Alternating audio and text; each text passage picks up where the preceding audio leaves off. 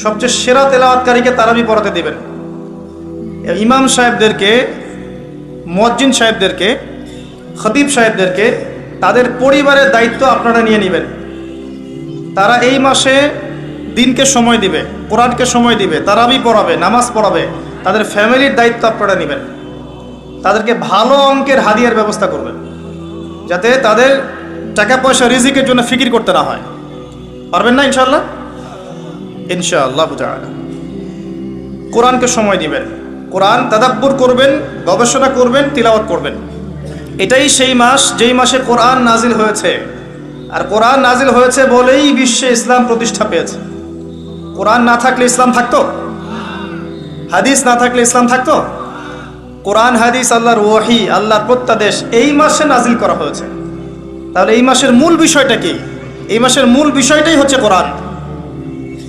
কোরআনময় রমাদান, রমজান হবে কোরআনময়। কোরআন তেলাওয়াত শুনবেন। যারা বিভিন্ন অফিসে আছেন, আদালতে আছেন, ব্যাংকিং সেক্টরে আছেন, ড্রাইভিং করছেন, হোটেলে বসে আছেন ইত্যাদি, যে যে প্রফেশনে আছেন, শুরুতেই কোরআন তেলাওয়াত দিয়ে শুরু হবে। কোরআন তেলাওয়াত ছেড়ে দিবেন, কোরআন তেলাওয়াত বাঁচতে থাকবে, আপনি কাজ করবেন। কোরআনময় রমাদান, যেখানে যাবেন সেখানে কোরআন। গান শুনবেন না, কোরআন শুনবেন। বাসায় কোরআন তেলাওয়াত ছাড়বেন, সবাই মিলে দেখবেন, কোরআনময় চর্চা হবে। পারা যাবে ইনশাআল্লাহ। এক মাস যারা কোরআন পড়তে জানেন না, এই এক মাস আপনার জন্য সর্বোত্তম সময় কোরআন শেখার। ইমাম সাহেবের কাছে যাবেন, মুয়াজ্জিন সাহেবের কাছে যাবেন, স্থানীয় আলেমের কাছে যাবেন, মাদ্রাসায় যাবেন, এক মাসের কোরআনের কোর্স করবেন। এই মাস শেষে যেন আমরা দেখতে পাই যে এই এলাকার সমস্ত মানুষ কোরআন পড়তে জানে। পারা যাবে ইনশাআল্লাহ। আল্লাহকে ওয়াদা করেন এই মাসে কোরআন তেলাওয়াত শিখবো ইনশাআল্লাহ। পারা যাবে ইনশাআল্লাহ। আল্লাহ পাক আপনাকে প্রত্যেক হরফে 10টা নেকি দিবে ইনশাআল্লাহ। আলিফ লাম মিম বলবেন, 30 নেকি হবে ইনশাআল্লাহ। এই কোরআন আপনার পক্ষে সাক্ষী দিবে ইনশাআল্লাহ। এই কোরআন পরকালে আপনার পক্ষে সাক্ষী দিবে ইনশাআল্লাহ। আল কোরআন হুজ্জাতুল লাকা ওয়া আলাইকা, আপনার পক্ষে সাক্ষী দিবে অথবা বিপক্ষে সাক্ষী দিবে। কোরআনের মাধ্যমে আল্লাহ আপনার সম্মান বাড়াবে ইনশাআল্লাহ। আপনার হায়াতে বরকত হবে, রিজিকে বরকত হবে, আপনি কম অসুস্থ হবেন ইনশাআল্লাহ। অসুস্থ হলেও কোরআন তেলাওয়াতের মধ্য দিয়ে আপনি শেফা পাবেন ইনশাআল্লাহ। আল্লাহ পাক বলেছেন না, ওয়া নুনাজ্জিলু মিনাল কোরআন মা হুয়া শিফাউন ওয়া রাহমাতুল লিল মুমিনিন। আমি কোরআন নাজিল করেছি, এই কোরআনে মুমিনদের জন্য শেফা আছে, আরোগ্য আছে এবং দয়া আছে, রহমত। অন্য আয়াত আল্লাহ বলেছেন হুদাল লিন্নাস, এটা পুরো মানব জাতির জন্য হেদায়াত। ওয়া বুশরা লিল মুসলিমিন, মুসলিমদের জন্য সুসংবাদ। তিবিয়ানান লিকুল্লি শাই, প্রত্যেকটা বিষয়ের ব্যাখ্যা। লা রাইবা ফিহ, কোনো সন্দেহ নাই। এগুলো আল্লাহ পাক বলেছেন না। আল্লাহর কিতাবকে মূল্যায়ন করতে না পারলে শুধু স্লোগান দিয়ে আল কোরআনের আলো ঘরে ঘরে জ্বলবে না। শুধু গলা ফাটায় স্লোগান দিলে হবে না যে আল কোরআনের আলো ঘরে ঘরে জ্বালো। হবে? প্রত্যেকটা ঘরে একটা করে কোরআনওয়ালা মানুষ তো লাগবে, লাগবে না? আমাদের প্রত্যেকের ঘরে কি একটা করে কোরআনওয়ালা মানুষ আছে? প্রত্যেক সদস্য কোরআন তেলাওয়াত করতে পারে? তাহলে কেমন করে কোরআনের আলো ঘরে ঘরে জ্বলবে আমাকে বুঝান। এই চেয়ারে এসে বসেন, বসে বুঝান, আমি ওইখানে বসে শুনি। আমাকে বুঝান কিভাবে কোরআনের আলো ঘরে ঘরে জ্বলবে। কোরআন তেলাওয়াত করতে উৎসাহিত করতে হবে, তেলাওয়াত শেখাতে হবে, এর কোর্স চালু করতে হবে, ঘরে ঘরে কোরআন ঢুকাতে হবে। অমুসলিমদের ঘরেও কোরআন ঢুকাতে হবে। অমুসলিমদের ঘরে কোরআন না ঢুকালে অমুসলিমরা আপনার ঘরে অন্য গ্রন্থ ঢুকাই দিবে। আস্তে আস্তে দেখতেছেন না কি অবস্থা হচ্ছে। দিন দিন মানুষ অন্য ধর্মাবলম্বী হয়ে যাচ্ছে। আপনাদের এলাকায় নাই? পার্বত্য এলাকায় নাই? উত্তরাঞ্চলে নাই? দেশের বিভিন্ন প্রান্তে গিয়ে দেখবেন দিন দিন মানুষ বিধর্মী হয়ে যাচ্ছে। মানব সেবার নামে, সোশ্যাল ওয়ার্কের নামে, মানবতার নামে, চাকরি দেওয়ার নামে, ঋণ দেওয়ার নামে, এসবের নামে মানুষকে ধর্মান্তরিত করা হচ্ছে। আর মুসলিমরা দিন দিন হয়ে যাচ্ছে খ্রিস্টান হচ্ছে, কেউ বুদ্ধিস্ট হচ্ছে, কেউ অন্য ধর্ম হচ্ছে, কেউ শিয়া হচ্ছে, কেউ কাদিয়ানি হচ্ছে। দিন দিন হচ্ছে এগুলো হতে হতে দেখবেন এমন একটা সময় আসবে যে আমরা ওই ইখতিলাফি বিষয় নিয়ে মারামারি কাটাকাটি করতে থাকবো, ওরা দেখবেন যে পুরো জায়গা দখল করে ফেলেছে। জানি না কবে আমাদের বোধোদয় হবে, কবে আমরা বুঝবো যে আমাদের মূল জিনিসটা হচ্ছে ইসলাম, কোরআন, সুন্নাহ, জামাআহ এবং ঐক্য। ইসলাম না থাকলে আমরাও টিকবো না। যখন ইসলাম থাকবে না তখন আমরাও টিকতে পারবো না। ইসলাম আছে বলেই আমরা টিকে আছি।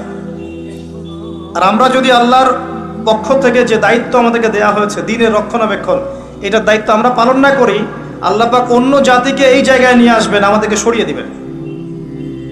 এটা কি ঠাট্টা মশকরা মনে করছেন? আল্লাহ পাক কোরআনে বলেছেন ওয়াইন তাতাওয়াল্লাউ, সূরা মুহাম্মদ পড়ে দেখেন, ওয়াইন তাতাওয়াল্লাউ, তোমরা যদি মুখ ফিরিয়ে নাও, ইস্তাবদিল কওমান গায়রাকুম, আল্লাহ পাক অন্য কওমকে তোমাদের জায়গায় নিয়ে আসবেন। সুম্মা লা ইয়াকুনু আমসালাকুম, তারা তোমাদের মতো অপদার্থ হবে না। আল্লাহ পাক আমাদেরকে বোঝার তৌফিক দান করুন। আসলে ভাই লম্বা চওড়া আলোচনা করে লাভ নাই, মূল কথা কিন্তু খুব অল্প। মূল কথাটুকু যদি আপনারা বুঝতে পারেন, আমি বোঝাতে পারি, বলবো যে আজকের মাহফিল সফল।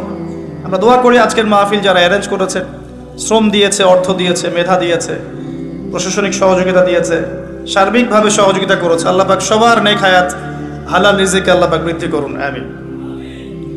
কোরআনময় রমাদান হবে, রমজানটা হবে কোরআনময়। খালি কোরআন নিয়ে পড়ে থাকবেন, হাদিস পড়বেন, তালিম করবেন, মসজিদে নামাজের পরে হাদিসের চর্চা হবে, আসর থেকে মাগরিব পর্যন্ত ইমাম সাহেব একটা বিষয়ের উপর দার্স দেবে, একসাথে ইফতার করবেন, একটা ইসলামী সংস্কৃতি বিরাজ করবে।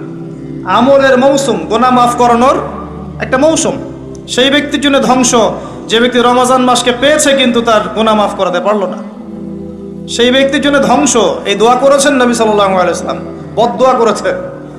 সেই ব্যক্তির জন্য ধ্বংস যে রমজান মাসকে পেয়েছে কিন্তু রমজান মাসকে পেয়েও তার গোনাগুলো মাফ করাতে পারলো না। এখন আমরা তো জানি না আমাদের গোনাগুলো কত। যে গুনাহগুলো আমরা জানি সেগুলোকে মাথায় নিতে হবে, এই গুনাহ আমি করেছি জীবনে। সেই গুনাহগুলোকে আল্লাহর কাছে নাম ধরে ধরে বলে ক্ষমা চাইতে হবে। আল্লাহ, আমি অমুক দিন মাদক সেবন করেছিলাম, আল্লাহ আমাকে মাফ করে দাও। আল্লাহ, আমি অমুক দিন বন্ধুদের পাল্লায় বলে অন্যায় করেছি, আমাকে মাফ করে দাও। আল্লাহ, আমি অমুক দিন সুদ খেয়েছি, আমাকে মাফ করে দাও। যেগুলো মনে পড়ে সেগুলো আল্লাহকে বলতে হবে, বলে বলে মাফ নিতে হবে। আর যদি মানুষের সাথে জড়িত ব্যাপার হয়, আল্লাহ, আমি অমুকের রিলিফের মাল আত্মসাৎ করেছি, ফেরত দেইনি, আল্লাহ আমাকে মাফ করো, আমাকে সেই মাল ফেরত দেওয়ার তৌফিক দাও। আল্লাহ, আমি অমুকের জমি আত্মসাৎ করেছিলাম, আল্লাহ আমাকে ওই জমি ফেরত দেওয়ার তৌফিক দাও।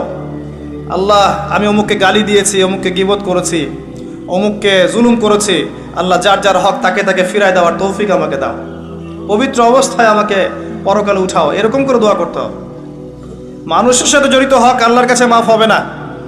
কাবা ঘরের গেলাফ ধরে কানলেও মানুষের সাথে জড়িত হক ক্ষমা হয় না, এটা মানুষের কাছেই ক্ষমা নিতে হয়। কেউ যদি ইসরায়েলের সাথে বন্ধুত্ব করে, ইসরায়েলের নাম তো শুনেছেন, ওদের সাথে বন্ধুত্ব করে যদি কাবা ঘরের মধ্যে আতর খুশবু লাগায়, এই ব্যক্তিকে কি বলা যাবে? কি বুঝলেন? কেউ যদি ওর সাথে বন্ধুত্ব করে চলে, সামরিক অ্যালায়েন্স, মিলিটারি অ্যালায়েন্স, বন্ধু, আমার বান্ধবী, আমি বন্ধু বলি না, বলে বান্ধবী, ও আমার বান্ধবী, এদিকে আমি আতর খুশবু লাগাচ্ছি হারাম শরীফে, একে কি বলা যাবে? তো বিষয়গুলো এরকম, মানুষের সাথে জড়িত হক আল্লাহর কাছে মাফ নেওয়া যাবে না, মানুষের কাছেই মাফ নিতে হবে। কথা কি বুঝতে পারছেন? রমজান মাস গোনা মাফের মাস, গোনাগুলোকে ফাইন্ড আউট করে মাফ নিতে হবে। আল্লাহ পাক তৌফিক দান করুন। রমজানে বেশি বেশি দান সাদাকা করবেন সাধ্যমতো, এবং মানুষকে ইফতার করাবেন, বেশি বেশি ইফতার করাবেন। প্রত্যেকটা দিন মসজিদে ইফতার হবে। আমরা এলাকার মানুষ মসজিদে ইফতার দিব, যারা মিসকিন আছে, দরিদ্র আছে, সবাই মসজিদে আসবে, আমরাও বসবো, সবাই মিলে বসে একসাথে, ধনী গরিব সবাই মিলে একসাথে ইফতার। এরকম সাম্য অন্য ধর্ম দেখাতে পারবে? এটা দেখবেন বারাকা হবে। একই বড় প্লেটে খাবেন, দেখবেন বারাকা হবে ইনশাআল্লাহ। 5 ওয়াক্ত নামাজ রমাদান মাসে জামাতে পড়বেন, যুবকরা পড়া যাবে ইনশাআল্লাহ। আল্লাহ পাক তৌফিক দান করুক তোমাদেরকে। 5 ওয়াক্ত নামাজ জামাতে, এবং এবার যে নামাজ ধরবা আর জীবনে কোনোদিন ছাড়বা না ইনশাআল্লাহ। মৃত্যু হয়ে গেল, মৌতের আগেও 2 রাকাত নামাজ পড়ে মরবা, পারা যাবে? 5 ওয়াক্ত নামাজ ছাড়বা না ইনশাআল্লাহ, জামাতের সাথে। যদি জামাত না পাও, ছুটে যায়, নামাজ কি ছেড়ে দিবা? একা পড়বা। যদি একা পড়তে ভুলে গিয়েছো, ঘুমিয়ে গিয়েছো, বা মনে ছিল না, যখনই ঘুম ভাঙবে তখনই নামাজ, যখনই মনে পড়বে তখনই নামাজ। একদিন নামাজ পরের দিনের জন্য রেখে দিবা না, যে পরের দিন গিয়ে কাজা করবো, এটা করবো না। যখনই মনে পড়বে তখনই নামাজ। প্রয়োজনে বাসার স্ত্রী সন্তানদেরকে নিয়ে শেষ রাত্রে আবারও নামাজে দাঁড়াবেন, নফল নামাজ পড়বেন। তারাবি তো পড়েছেন মসজিদে, রাতের বেলা যখন উঠেছেন শেষ রাত্রে স্ত্রীকে উঠান, সন্তানকে উঠান, উঠিয়ে আবার নামাজে দাঁড়ান, 2-4 রাকাত নামাজ পড়েন জামাতের সাথে, একসাথে পড়েন। হাদিসের দার্স করবেন, নামাজের পরপর হাদিসের দার্স করবেন মসজিদে।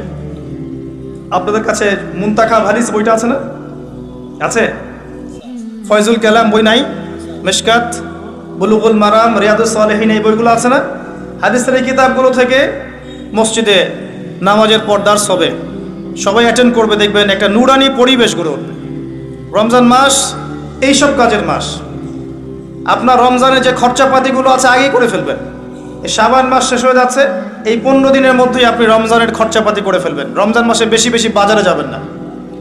এই মাসটাতে আপনি আল্লাহকে সময় দিবেন, সেজদায় সময় দিবেন, আপনি রিল্যাক্সে নামাজ পড়বেন, তাড়াহুড়া করবেন না। দুনিয়ার কাজকে কমিয়ে ফেলবেন, দুনিয়ার অনেকগুলো কাজ আপনি কমিয়ে ফেলবেন।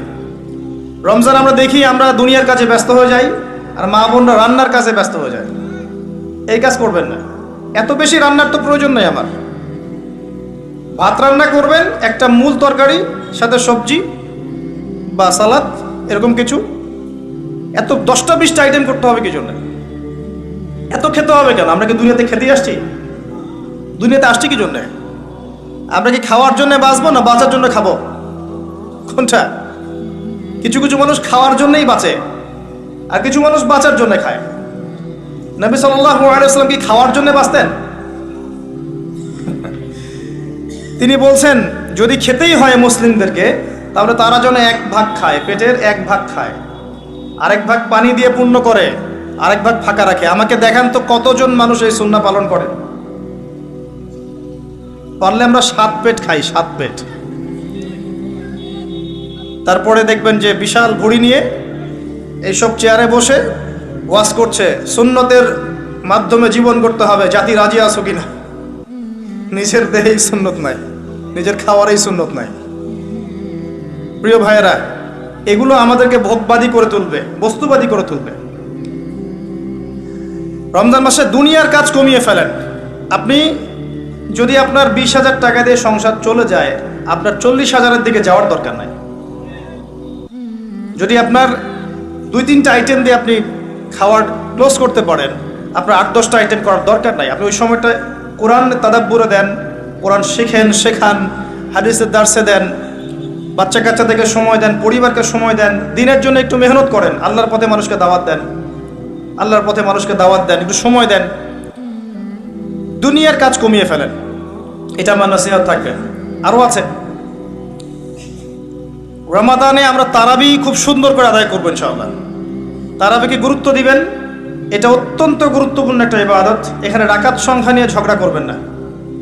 রাকাত সংখ্যা নিয়ে ঝগড়া না করে নামাজের কোয়ালিটি বাড়ানোর চেষ্টা করবেন।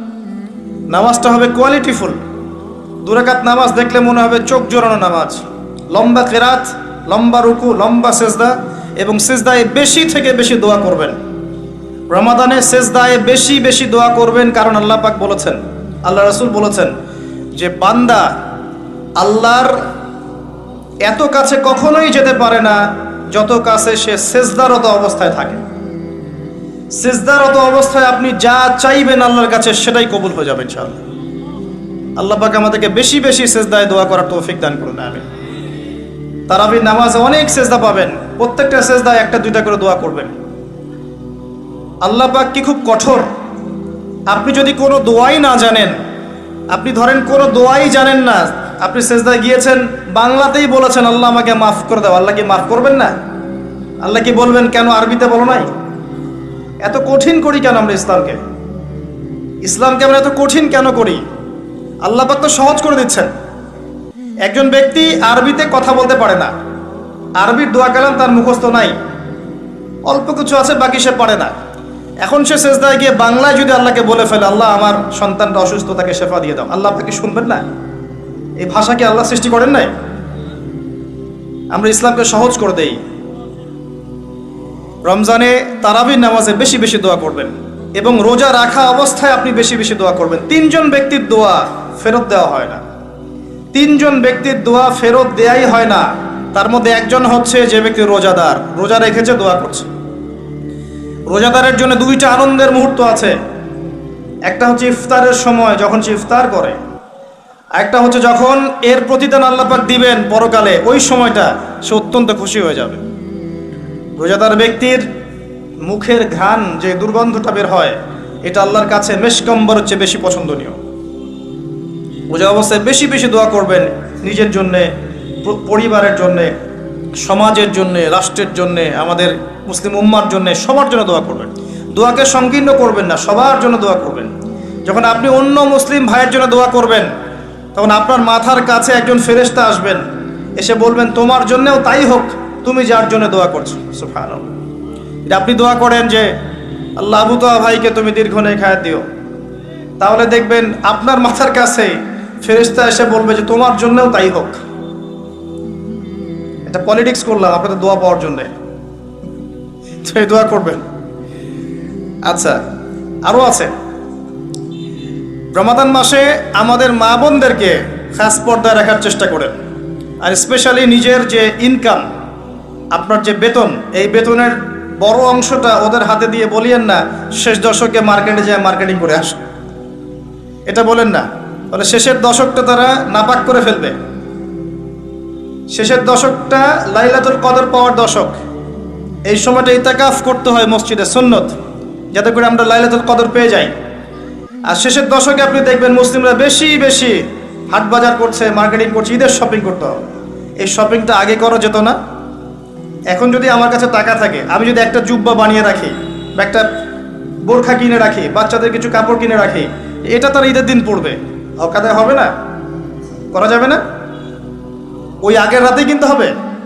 দেখবেন আগের রাতে সারা এলাকায় গান বাজনা হচ্ছে, হোটেলে হোটেলে গান বাজছে, চায়ের দোকানে গান বাজছে, মনে হচ্ছে যেন শয়তান নাজিল হলো। আবার শয়তানকে বেঁধে রাখা হয়েছিল, এবার শয়তান খোলা, এবার শয়তান পৃথিবীতে বিচরণ করছে।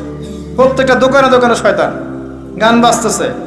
ঢাকা শহরের রাস্তাঘাটে গিয়ে দেখবেন কি একটা অবস্থা, গান বাজতেছে, ডিজে পার্টি হচ্ছে, বোমা ফাটাচ্ছে, বোমা মানে চকলেট বোমা, পটকা পটকা এগুলো ফাটাচ্ছে, হই হুল্লা করছে, নাচ গান করছে, ছেলে মেয়ে একসাথে হই হুল্লা করছে, কি একটা মজা। এদের জন্য ঈদের আনন্দ। সারা মাস নামাজ পড়ে নাই, রোজাও ঠিকঠাক মতো রাখে নাই, দান সদকা করেনি, তারাবি পড়ে নাই, তাজকিয়ার কোনো খবর নাই, এদের জন্য কি ঈদের আনন্দ? কাদের জন্য? আল্লাহ পাক বলছেন কদ আফলাহা মান যাক্কাহা, সেই ব্যক্তির জন্য ঈদের আনন্দ। কদ আফলাহা মান যাক্কাহা, সে সফল হলো যে তাজকিয়া অর্জন করতে পেরেছে। কদ আফলাহা মান তাযাক্কা ওয়া যাকারা ইসমা রাব্বিহি ফাসাল্লা, এবং রবের নাম উচ্চারণ করতে করতে সালাত আদায় করতে ঈদগাহের মাঠে গিয়েছে। আল্লাহু আকবার, আল্লাহু আকবার, লা ইলাহা ইল্লাল্লাহ, ওয়াল্লাহু আকবার, আল্লাহু আকবার, ওয়ালিল্লাহিল হামদ, এটা পড়তে পড়তে ঈদগাহের মাঠে গিয়েছে। এর জন্য ঈদের আনন্দ। তো আমরা এই বিষয়গুলোতে একটু বেশি খেয়াল রাখার চেষ্টা করবো ইনশাআল্লাহ। আল্লাহ পাক আমাদের সবাইকে ইফেক্টিভ রমাদান পালন করার তৌফিক দান করুন, রমাদান মাসকে কোরআনময় করুন, আল্লাহুম্মা আমিন। আমি আরেকটা অংশে গিয়ে কিছু নসিহত করে শেষ করবো ইনশাআল্লাহ তাআলা, আমাদের হাতে এখনো কিছু সময় আছে। রমজান মাস কোরআনময় মাস, এই কোরআনময় মাসে আপনি কিভাবে কোরআন চর্চা করবেন, আমি একটা এক্সাম্পল দিচ্ছি খালি। মনে করেন আপনি আল কোরআন বিশুদ্ধ করে তেলাওয়াত করতে জানেন না, আপনার জন্য এই মাসের টার্গেট হচ্ছে আপনি এই মাসে কোরআন তেলাওয়াত করা শিখবেন, এতটুকু। মনে করেন আপনি কোরআন তেলাওয়াত করতে জানেন, আপনার জন্য টার্গেট হচ্ছে এই মাসে আপনি পুরো কোরআন একবার খতম দেবেন, প্রত্যেকদিন এক পারা করে পড়বেন। মনে করেন আপনি কোরআনের হাফেজ, তাহলে আপনার টার্গেট হচ্ছে এই মাসে আপনি আল কোরআন শুরু থেকে শেষ পর্যন্ত হিফজটা চর্চা করবেন। এক একজনের দায়িত্ব এক এক রকম। মনে করেন আপনি কোরআনে হাফেজ, আরবি ভাষা বোঝেন, মাশাআল্লাহ, আরবি ব্যাকরণ বোঝেন, কোরআন তিলাওয়াত করতে জানেন, আলহামদুলিল্লাহ। এখন এই মাসে আপনার দায়িত্ব হচ্ছে আপনি কোরআনের ভিতরে ঢুকবেন, ঢুকে অর্থগুলো গবেষণা করবেন। এক এক মানুষের সেকশন এক এক রকম, এবং যারা স্কলার, বিজ্ঞ আলেম, তারা কোরআন থেকে গবেষণা করে এই মাসে নতুন নতুন দার্স মানুষকে দিবে, কোরআন মানুষকে শেখাবে।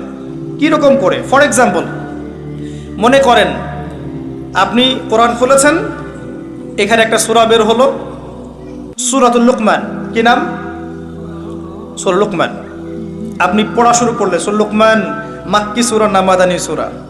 সূরা লুকমানের আয়াত সংখ্যা কত? সূরা লুকমানের মেইন পয়েন্টসগুলো কি কি? তাফসীর আপনার বাসায় থাকবে, যেটা আপনি বেশি পছন্দ করেন, মারিফুল কোরআন হোক, ইবনে কাসির হোক বা জালালাইন হোক, যেটা আপনার কাছে বেস্ট মনে হয় খুলবেন, নোট আউট করবেন, খাতা নেবেন, খাতা কলম নেবেন। সূরা লুকমান মাক্কি সূরা না মাদানী সূরা, লিখবেন আয়াত সংখ্যা কত, রুকু সংখ্যা কত, এই সূরার মূল পয়েন্টসগুলো কি কি। আয়াত নাম্বার 1 কি বলেছেন আল্লাহ পাক, পড়ছেন লিখছেন, পড়ছেন লিখছেন। আমি একটা এক্সাম্পল দিচ্ছি, আমি আপনাকে শেখাচ্ছি কিভাবে আপনি স্টাডি করতে পারেন। মনে করেন আপনি চলে আসলেন 12 নম্বর আয়াতে, এসে দেখলেন আল্লাহ পাক বলছেন, একটা প্রসঙ্গে বলছেন, ওয়ালাকাদ আতাইনা লুকমানাল হিকমা আনিশকুর লিল্লাহ ওয়া মান ইয়াশকুর ফাইন্নামা ইয়াশকুরু লিনাফসিহি ওয়া মান কাফারা ফাইন্নাল্লাহা গনিয়্যুন হামিদ। একটা আয়াত, 12 নম্বর আয়াত। এবার আপনি এখানে দেখছেন ওয়ালাকাদ আতাইনা লুকমানাল হিকমা, আল্লাহ পাক বলছেন নিশ্চয়ই আমি লোকমানকে হিকমত দিয়েছি, প্রজ্ঞা দিয়েছি। আপনার পয়েন্ট কি? লোকমানকে। 2 নম্বর পয়েন্ট হিকমা, প্রজ্ঞা কি? বুঝতে পারছেন কিভাবে স্টাডি করবেন? লুকমানকে, ওয়ালাকাদ আতাইনা লুকমানাল হিকমা, আমি লুকমান আলাইহিস সালামকে হিকমা দিয়েছি। অনেকে বলেন তিনি নবী ছিলেন, আবার অনেকে বলেন তিনি নবী ছিলেন না, তিনি একজন আল্লাহর ওলি ছিলেন। প্রসঙ্গ যেটাই হোক, আল্লাহ বলছেন তাকে আমি হিকমা দিয়েছি, প্রজ্ঞা দিয়েছি। হিকমা কি জিনিস? হিকমা কি? দূরদর্শিতা, প্রজ্ঞা, বিচক্ষণতা, প্রচণ্ড গভীর জ্ঞান দিয়েছি। ওই যে খিদির আলাইহিস সালামের মতো দূরদর্শিতা সম্পন্ন। নৌকা ফুটা করছি কেন? পিছনে জলদস্যু আছে তাই। বাচ্চাকে হত্যা করছি কেন? এই বাচ্চা বড় হলে কাফের হয়ে যাবে, এই জন্যে। এই দেয়াল নির্মাণ করলাম কেন? দেয়ালের নিচে এতিম বাচ্চার সম্পত্তি আছে। এই যে প্রজ্ঞা, দূরদর্শিতা। মুসা আলাইহিস সালাম বুঝতে পারছেন না কেন নৌকা ফুটা করছেন, কেন আপনি বাচ্চাকে হত্যা করলেন, কেন দেয়াল নির্মাণ করলেন। মুসা আলাইহিস সালামও কিন্তু একজন নবী। খিদির আলাইহিস সালামকে আল্লাহ পাক বলেছেন ওয়াল্লামনাহু মিন লাদুন্না ইলমা, আমার পক্ষ থেকে ওকে জ্ঞান শিক্ষা দিয়েছে। সুবহানাল্লাহ। লুকমান আলাইহিস সালামকে আল্লাহ পাক হিকমা দিয়েছেন, প্রজ্ঞা। এই যে আপনি পড়াশোনা করছেন, লুকমান আলাইহিস সালাম কে? তিনি ছিলেন একজন হাবাশী। হাবাশী মানে আফ্রিকার মানুষ, কালো মানুষ। 3 জন ব্যক্তির জন্য জান্নাতে বড় মর্যাদা আছে। একজন বেলাল রাদিয়াল্লাহু আনহু, কালো মানুষ। একজন লুকমান, এই যে হাকিম আলাইহিস সালাম। আর একজন হচ্ছেন বাদশা নাজাশী, আবিসিনিয়ার বাদশা। এই 3 জনের জন্য জান্নাতে বড় মর্যাদা আছে। লুকমান আলাইহিস সালাম আফ্রিকার একজন মানুষ, ইথিওপিয়া, এরিট্রিয়ার মানুষ, একজন বিজ্ঞ মানুষ। নবী ছিলেন না বলেই বেশি কথা এসেছে। আর তাকে আল্লাহ পাক প্রজ্ঞা দিয়েছিলেন। প্রজ্ঞা মানে হিকমা। এরপর আল্লাহ কি বলেছেন? আনিশকুরুল্লাহ, তুমি আমার শুকরিয়া আদায় করো। একজন প্রজ্ঞাবান মানুষের দায়িত্ব আল্লাহ শুকরিয়া আদায় করা। আল্লাহ অন্য সূরায় বলেছেন লাইন শাকারতুম লায়াজিদান্নাকুম, তোমরা আমার শুকরিয়া আদায় করলে আমি নিয়ামত কি করব? বাড়িয়ে দিব। ওয়ালাইন কাফারতুম ইন্না আযাবি লাশাদীদ, কুফরি করলে জেনে রাখো আমার আযাব বড় কঠিন। একটা আয়াত থেকে আপনি অনেকগুলো মেসেজ পাচ্ছেন। লুকমান আলাইহিস সালাম কে ছিলেন? তাকে আল্লাহ পাক কি দিয়েছিলেন? তিনি কোথাকার মানুষ ছিলেন? তাকে আল্লাহ কি বলেছেন? শুকরিয়া আদায় করতে বলেছেন। আমিও শুকরিয়া আদায় করবো ইনশাআল্লাহ, বলবো আলহামদুলিল্লাহ। এবং আল্লাহ বলছেন যে ব্যক্তি শুকরিয়া আদায় করে সে নিজের জন্যই করে, কেউ যদি কুফরি করে আল্লাহর কিচ্ছু যায় আসে না। একটা শিক্ষা পেলেন। এভাবে আয়াত বায়াত স্টাডি করবেন। তারপরে সামনে যান। লুকমান আলাইহিস সালাম বলছেন, একটু অপেক্ষা করে আমি শেষ করছি। লুকমান আলাইহিস সালাম বলছেন ওয়াইজ ক্বালা লুকমানু লিবনিহি, যখন লুকমান আলাইহিস সালাম তার সন্তানকে বলছেন, কি বলছেন? ইয়া বুনাই, হে আমার সন্তান। আমরাও তো বাচ্চাদেরকে অনেক কথা বলি না? বাবা জীবনে বড় হতে হবে, বাবা জীবনে প্রতিষ্ঠিত হতে হবে, বাবা বুড়ো বয়সে আমাকে দেখতে হবে, তাই না? বাবা একটা বাড়ি করতে হবে, একটা গাড়ি করতে হবে, নিজের পায়ে দাঁড়াতে হবে। আমরা বাচ্চাকে কি বলি? এগুলো বলি না? বাবা স্কুলে যেতে হবে, পড়াশোনা করে নিজের পায়ে দাঁড়াতে হবে, এগুলো বলি না? লুকমান আলাইহিস সালামকে আল্লাহ পাক বলছেন বিজ্ঞ, প্রজ্ঞাবান মানুষ, তিনি কি বলছেন? আল্লাহর ওলি, তিনি কি বলছেন? তিনি বলছেন ইয়া বুনাই, হে আমার সন্তান, লা তুশরিক বিল্লাহ, তুমি আল্লাহর সাথে শিরক করো না বাবা। ইন্না শিরকা লা যুলমুন আযীম, নিশ্চয় শিরক হচ্ছে বড় জুলুম। সন্তানকে কি শেখাবেন? এখান থেকে শেখেন শিরক কি, শিরক কত প্রকার, কি কি আপনাকে পড়তে হবে এখন। 3 প্রকার। কয় প্রকার? 3 প্রকার। বিশ্বাসে শিরক হয়, কথায় শিরক হয়, কাজে শিরক হয়। সহজ কথা, যেমন আল্লাহ ছাড়া অন্য কোনো ইলাহ আছে মনে করলে শিরক, আল্লাহ ছাড়া অন্য কাউকে সেজদা করলে শিরক, আল্লাহ ছাড়া অন্য কারো কাছে দোয়া করলে শিরক, আল্লাহ ছাড়া অন্য কারো বিধানকে আল্লাহর বিধানের মর্যাদা দিলে শিরক। তাকদীরকে অস্বীকার করলে শিরক, আল্লাহর হালালকে হারাম করলে শিরক, আল্লাহর হারামকে হালাল করে নিলে শিরক, আল্লাহ ছাড়া অন্য কারো নামে নজর মানত করলে শিরক হয়, আল্লাহ ছাড়া অন্য কারো নামে কসম করলে শিরক হয়, আল্লাহ ছাড়া অন্য কারো নামে জবাই করলে শিরক হয়, আল্লাহকে অস্বীকার করলে শিরক হয়, বিগ ব্যাং থেকেই মহাবিশ্ব সৃষ্টি হয়েছে এরকম আকীদা পোষণ করলে শিরক হয়। কত শিরক হয়, শিরকের কত ক্যাটাগরিজ আছে পড়েন। সন্তানকে বলছেন শিরক করো না বাবা, শিরক সবচেয়ে বড় জুলুম, যত জুলুম আছে পৃথিবীতে সবচেয়ে বড় জুলুম শিরক। আবার সামনে যান, এই যে মেসেজ পাচ্ছেন লিখেন, খাতার মধ্যে লিখেন এগুলা। তারপরে সামনে যান, পরের আয়াতে যান, তিনি বলছেন ইয়া বুনাই লা তুশরিক বিল্লাহি ইন্নাশ শিরকা লাযুলমুন আযীম ওয়া ওয়াসাইনাল ইনসানা বিওয়ালিদাইহি হুসনা। নিজের পিতামাতার সাথে ভালো আচরণ করো, নিজের পিতামাতার সাথে ভালো ব্যবহার করো, পিতামাতাকে বৃদ্ধাশ্রমে রেখে এসো না, পিতামাতার সাথে ভালো আচরণ করো। যে ব্যক্তি পিতামাতাকে পেয়েছে তাদের সেবা যত্ন করে জান্নাত লাভ করতে পারে নাই, নবী সাল্লাল্লাহু আলাইহি ওয়াসাল্লাম বলেছেন এই ব্যক্তির জন্য ধ্বংস, লানত। নিজের পিতামাতার সাথে ভালো আচরণ করো। ওয়া ওয়াসাইনাল ইনসানা বিওয়ালিদাইহি হুসনা। কি করেছেন তারা? আমার জন্য হামালাতহু উম্মুহু ওয়াহনান আলা ওয়াহন, তার মা তাকে কষ্টের পর কষ্ট সহ্য করে গর্ভধারণ করেছে। একটা দিন গর্ভধারণের কষ্টকে আমরা শোধ করতে পারবো? কেউ পারবে? পিঠের চামড়া তুলে পাপোশ বানালে মায়ের ঋণ শোধ হবে? ওয়াফিসালুহু ফি আমাইন, শুধু তাই নয়, 2 বছর কয়েক মাস দুধও পান করিয়েছে, 2 বছরের বেশি দুধও পান করিয়েছে। এই মায়ের এক ফোঁটা দুধের দাম কেউ শোধ করতে পারবে? তখন আমার কোনো বোধ শক্তি ছিল? খালি কাঁদতাম ক্ষুধা লাগলে, মা বুঝে ফেলতো যে আমার ক্ষুধা লেগেছে। মায়ের মূল্য কে দিবে? যাদের মা নাই তারা জানে মায়ের মর্যাদা কেমন, তাই না? যাদের মা নাই তারা জানে মা কি জিনিস। প্রিয় ভাইয়েরা, বাবা মার সাথে কখনো খারাপ ব্যবহার করতে যায় না। আপনাকে মারুক কাটুক যাই করুক, সম্পত্তি থেকে বঞ্চিত করলেও আপনি খারাপ ব্যবহার করতে যায় না। আর এখন শেষ জামানা চলছে, মানুষ বাপকে হত্যা করে, মানুষ মাকে হত্যা করে, দেখেন না? মানুষ ভাইকে হত্যা করে, বোনকে হত্যা করে, প্রতিবেশীকে হত্যা করে, ভাইকে হত্যা করে। আখিরুজ জামান। আর কোন সাইনের জন্য অপেক্ষা করছেন? আর কোন নিদর্শনের জন্য অপেক্ষা করছেন? ওয়াফিসালুহু ফি আমাইন আনিশকুর লি ওয়া লিওয়ালিদাইকা ইলাইয়াল মাসির। আমার আল্লাহ বলছেন আমার শুকরিয়া আদায় করো, তোমার পিতামাতার শুকরিয়া আদায় করো, আর মনে রেখো আমার কাছেই ফিরে আসতে হবে। তবে জেনে রেখো, তারপরের আয়াতে এগুলো নোট করবেন। তারপরের আয়াতে লেখা আছে, আল্লাহ পাক বলেছেন ওয়াইন জাহাদাকা আলা আন তুশরিকা বিমা লাইসা লাকা বিহি ইলম ফালা তুতিউহুমা। তোমার এই পিতামাতাও যদি তোমাকে আমার সাথে শিরক করতে বলে, তাহলে কোশ্চিন কালেও তাদের কথা শুনো না। এবার বুঝলে আল্লাহর মর্যাদা কোথায়, শিরক কি জিনিস। যদি এই পিতামাতাও তোমাকে শিরক করতে বলে, তাদের কথা শুনো না। তবে ওয়াসাহিবহুমা ফিদ দুনিয়া মারুফা, এই দুনিয়াতে তাদের সাথে ভালো আচরণ করো, ভালো আচরণ, হক আদায় করো, অমুসলিম হলেও হক আদায় করো। আনিশকুর লি ওয়া লিওয়ালিদাইকা ইলাইয়াল মাসির ওয়াইন জাহাদাকা আলা আন তুশরিকা বিমা লাইসা লাকা বিহি ইলম ফালা তুতিউহুমা ওয়াসাহিবহুমা ফিদ দুনিয়া মারুফা। আল্লাহ বলেন ওয়াত্তাবি' সাবিলা মান আনাবা ইলাই, যে রাস্তাটা আমার দিকে আসে, যেই পথ আমার পর্যন্ত পৌঁছায়, সেই পথ ফলো করো। এটা কোন পথ? মুহাম্মদ সাল্লাল্লাহু আলাইহি ওয়াসাল্লামের পথ, তাই নয় কি? যে পথ আমার পর্যন্ত আসে সেই পথ অনুসরণ করো, সেটা হচ্ছে মুহাম্মদ সাল্লাল্লাহু আলাইহি ওয়াসাল্লামের তরিকা। এরপর আল্লাহ আরো বলেছেন আকিমিস সালাহ, হে আমার সন্তান, লুকমান আলাইহিস সালাম নসিহত করছেন, হে আমার সন্তান আকিমিস সালাহ, সালাত কায়েম করো। বাবা, আমরা বাচ্চাকে কি বলে? বাবা এই কার্টুন দেখো, বাবা চকলেট খাও, বাবা এই যে আমরা ছোট ছোট গাড়ি কিনে চালাও, মাঠে খেলো। কে বলছেন? লুকমান হাকিম, তিনি বলছেন আকিমিস সালাহ, সালাত কায়েম করো বাবা। ওয়া'মুর বিল মা'রুফ, এবং মানুষকে সৎ কাজের আদেশ করবে, ভালো ভালো কথা বলবে, নামাজ পড়তে বলবে, রোজা রাখতে বলবে, হজ যাকাতের কথা বলবে, ইসলামের সৌন্দর্যের কথা বলবে, মানুষকে ভালো ভালো কথা বলবে। একই সাথে ওয়ানহা আনিল মুনকার, এবং অসৎ কাজের নিষেধ করো। শুধু সুসুরি মার্কা দাওয়াত দিও না মানুষকে, যেগুলো দাওয়াত দিলে কোনো সমস্যা নাই সেগুলোই বলে বেড়াও না। অসৎ কাজের নিষেধও করো।